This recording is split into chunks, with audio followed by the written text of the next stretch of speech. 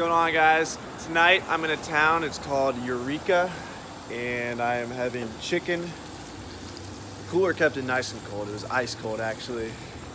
This is my cooler right there. And unfortunately, all the ice melted, and now it's on all my clothes.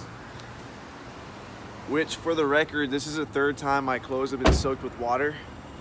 It seems like I'm cursed. I just can't hang them up anywhere right now. I mean, I could put a string up from here to here, but there's a lot of homeless people around here, and I don't want to come off as any more homeless than I am already.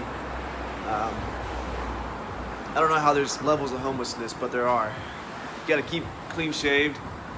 You gotta not smell like Goodwill. I smell like Goodwill right now, and even though I have baby peach fuzz, I'm not clean shaved either.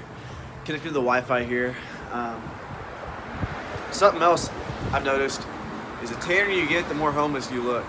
So it kind of makes sense that the Europeans the girls used to poison themselves to look more pale, which is the opposite now, because that meant that they weren't working class if they were pale.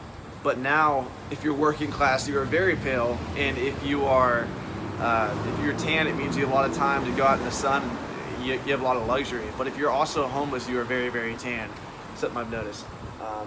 These people over here look like they're chilling, camping out as well. So I got company tonight, which is nice. That's about it.